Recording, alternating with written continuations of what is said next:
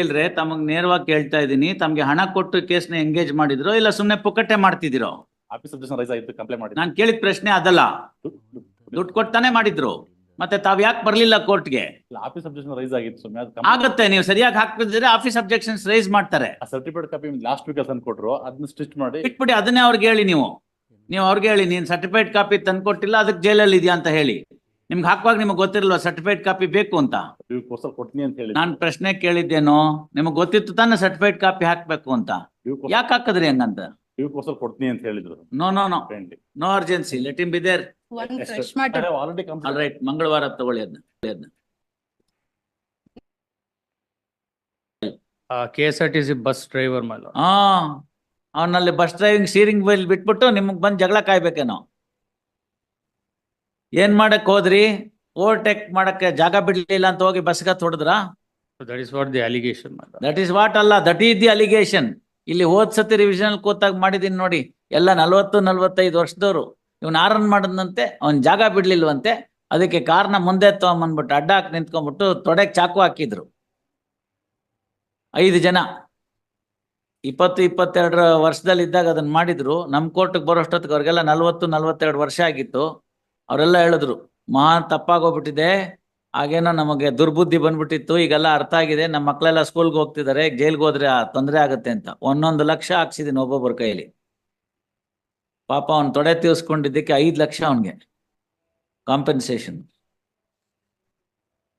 This is called what is road rage ಅಂತ, ಗೊತ್ತಾಯ್ತಲ್ಲ? ಅಲ್ಲೆಲ್ಲೋ ಟರ್ನಿಂಗ್ ಇರುತ್ತೆ, ಇವನ್ ಹಾರ್ನ್ ಮಾಡಿದ್ರೆ ಅವ್ನು ಜಾಗ ಬಿಟ್ಬಿಡ್ಬೇಕು.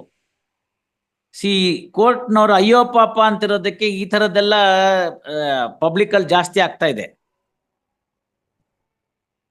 ಅವನ ಹಾರ್ನ್ ಮಾಡದೆ ಜಾಗ ಬಿಡಲಿಲ್ಲ ಅಂತ ಬಂದು ಒಳಗೆ ಬಂದ್ಬಿಟ್ಟು ತಿವಿದ್ ಬಿಟ್ರೆ ಕೋರ್ಟ್ ಏನ್ ಸುಮ್ಮನೆ ಇರ್ಬೇಕಾ ಅಂತ ಸಂದರ್ಭದಲ್ಲಿ? ಹೋಗ್ಲಿ ಬಿಡಿ, your client deserves all these things. ಬರೇ ಕೈಯಲ್ಲಿ ಹೊಡೆದ್ರು, ಏನಾರು ರಾಡ್ ಗೀಡಲ್ಲಿ ಹೊಡೆದು ಮೂಳೆ ಮುರಿದ್ರು? ಜಸ್ಟ್ ಯೂನಿಫಾರ್ಮ್ ಟೇರ್ ಆಗಿದೆ ಅಂತ ಅಲಿಗೇಷನ್. ಯೂನಿಫಾರ್ಮ್ ಟೇರ್ ಆಗಿದೆ ಅಂತ ಅಲಿಗೇಷನ್ ಸ್ವಾಮಿ. ಯೂನಿಫಾರ್ಮ್ ಟೇರ್ ಆಗಿದೆ, ಕೈಯಲ್ಲಿ ಹೊಡಿಲಿಲ್ವಾ? ಅದಿಲ್ಲ ಸ್ವಾಮಿ. ಯಾಕೆ ಮತ್ತೆ 333 ಎಲ್ಲ ಹೆಂಗಾಗುತ್ತೆ? My lord, for absence of the council, the order of suspension came to be cancelled, my lord. Now what to do? I'm seeking for recalling of the same. No question of recalling for that. What is the bond amount? Not fair, my lord. No, you look at the order. Pay that bond amount, then only it will be recalled. No question of the persons who violate the court order. Those who violate the court order, they will not have any mercy here. This is a criminal proceedings, and you have been convicted for the IPC offense. Yes, my lord. See, there are 2 orders. Earlier on 13/12 itself, there was an order, you failed to appear before the court. Yes, my lord.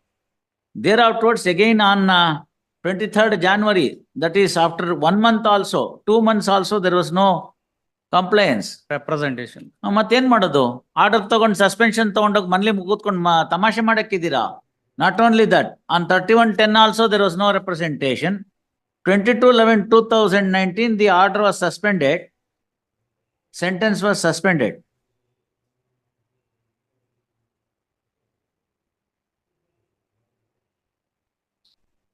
It's already in judicial custody since 19/3/2024. Let him be there, sir. He should be. Unless he pays the bond amount, there cannot be. Bond amount is 25,000 rupees as per the order dated 19/7/2017. You pay the bond amount, then I will consider the question of suspending the sentence again and order for release. Office objections not complied on IA 1 of 2024. 2 weeks time is granted, do the needful. Release this matter on 24/6. ಅವತ್ತಿಗೆ ದುಡ್ಡು ಕೊಟ್ಟು ಏನ್ ಬೇಕೋ ಮಾಡಿ. Please, ನೋಡಿ, ಇವೆಲ್ಲ ನಡೆಯೋದಿಲ್ಲ, ಗೊತ್ತಾಯ್ತಲ್ಲ? yes. There is a tendency people now having 19ನೇ ಇಸ್ವಿನಲ್ಲಿ ಬಂದು ಸಸ್ಪೆನ್ಷನ್ ಮಾಡಿಸ್ಕೊಳ್ಳೋದು IPC offence. We are in 2024. Even after 5 years, fellow is not ready to do anything. ಕರೆದು ಒಳಗಡೆ ಕರೆದು NBW ಕೊಟ್ಟು ಎಲ್ಲ ಹಾಕಿ ಒಳಗಡೆ ಹಾಕಿದ್ಮೇಲೆ ಈಗ ಲಾಯರ್ ಚೇಂಜು.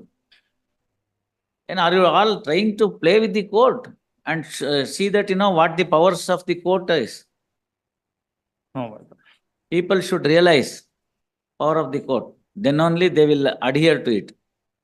ಪ್ಲೀಸ್ ಶೂರಿಟಿದು 25,000 ಒಟ್ಟು 50,000 ರೂಪಾಯಿ ತುಂಬಿದ್ರೆ ಹೊರಗಡೆ ಬರ್ತಾನೆ, ಇಲ್ದೆ ಹೋದ್ರೆ ಹೊರಗೆ ಬರೋ ಪ್ರಶ್ನೆನೇ ಇಲ್ಲ.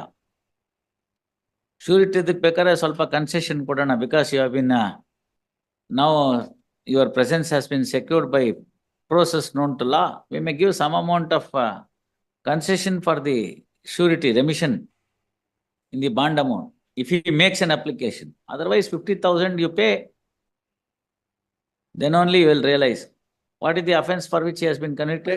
504, 332, 325, 341 IPC. madam. 325 is also there. Yes, ma'am. So ಮೂಳೆ ಮುರಿದಿದ್ದೀರಿ. 320. Yes. 325 ಇನ್ನೇನು grievous ಹರ್ಟು. 504, 341, 323 and 353, my lord. 353. Bus Then you have threatened a government official and going away with without any order. That too, 2 courts have held you as a convict.